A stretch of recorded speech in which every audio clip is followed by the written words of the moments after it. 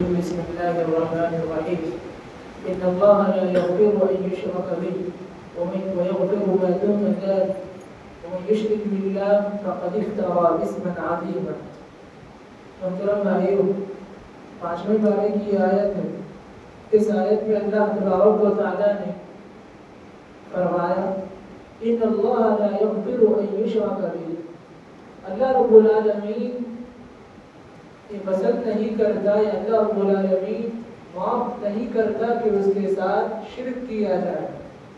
وَيَغْفِرُ مَا دُونَ ذَلِكَ، اور اس کے علاوہ جو بھی گناہ ہے اللہ اس کو معاف کر دیتا ہے.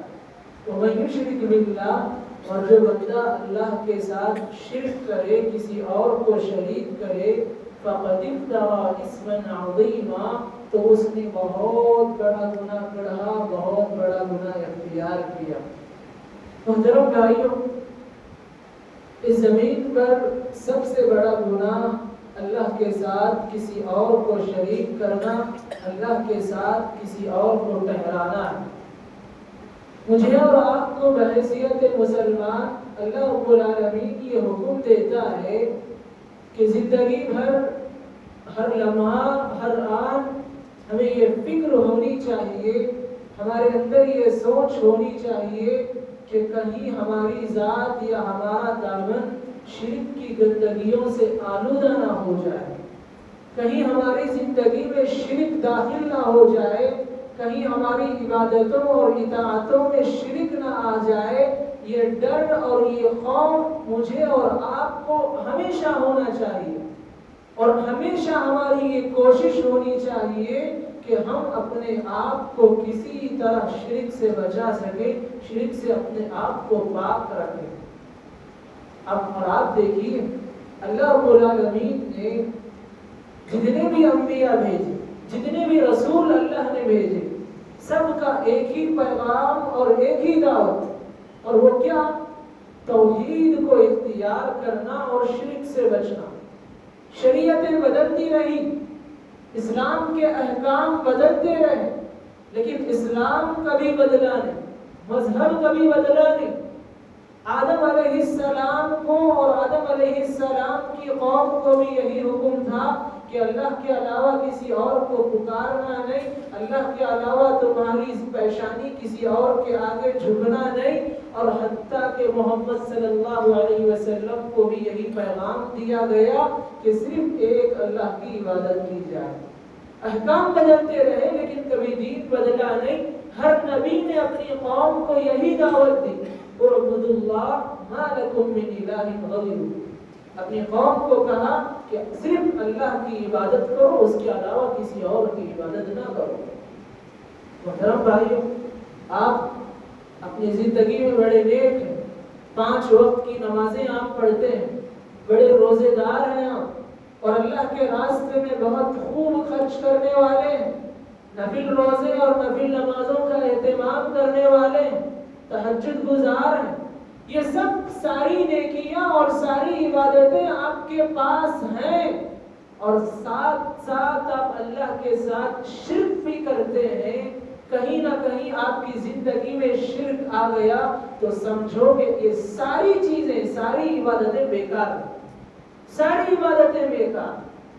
اللہ تبارک و تعالیٰ نے آپ صلی اللہ علیہ وسلم سے کہا لئن اشرکت لیحبطن عملک، کہ اگر آپ بھی شریک کریں گے، آپ بھی کسی اور کو شریک کریں گے تو آپ کے اعمال کو برباد کر دیا جائے گا، بیکار کر دیا جائے گا.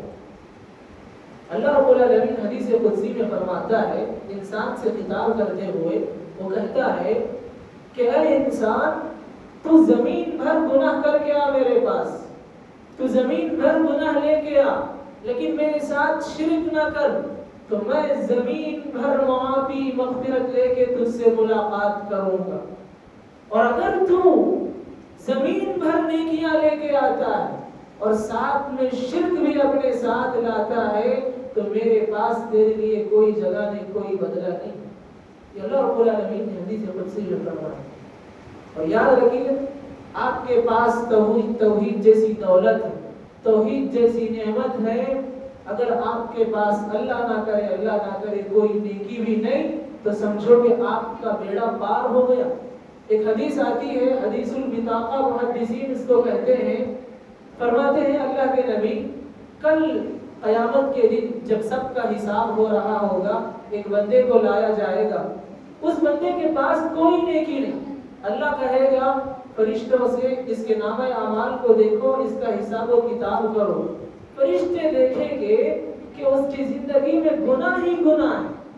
فرشتے 90 پر 99 دفتر ایسے نکال کے اللہ کے سامنے پیش کرتے ہیں جس میں صرف گناہ ہی ہے۔ اللہ رب العالمین فرشتوں سے کہتا ہے کیا اس کے بندے کے پاس گناہ کے علاوہ کوئی نیکی ہے؟ فرشتے کہتے ہیں کہ نہیں، کوئی نیکی نہیں۔ اب وہ بندہ یہ سمجھ لیتا ہے کہ میں تو اب جہنم میں جاؤں گا، اس لیے کہ میرے پاس تو کوئی نیکی نہیں، گناہ ہی گناہ ہے۔ اللہ کہے گا فرشتوں سے اس کے پاس جو نیکی ہے توحید کی نیکی، اس کو نکالو۔ فرشتے اس چیز کو نکالتے ہیں، وہ اللہ کے ساتھ شرک نہیں کیا تھا، فرشتے اس کی توحید کی اس نیکی کو نکالتے ہیں، اور ادھر اس کے پاس 90 پر 9 دفتر گناہ کے ہیں، اللہ اس 90 پر 9 دفتر کو ایک پلڑے میں رکھتا ہے ترازو کے، اور دوسرے پلڑے میں توحید کے اس کاٹ کو، توحید کے اس نیکی کو رکھتا ہے۔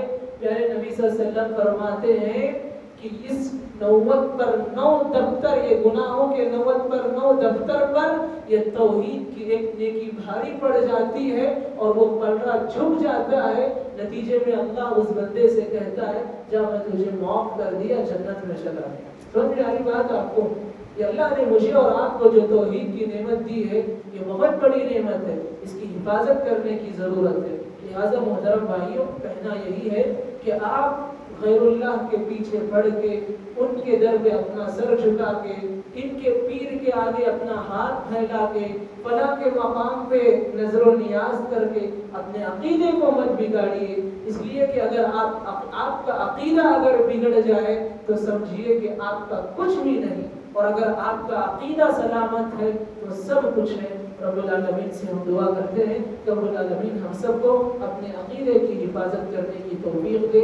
آمین وآخر دعوانا الحمدللہ رب العالمین۔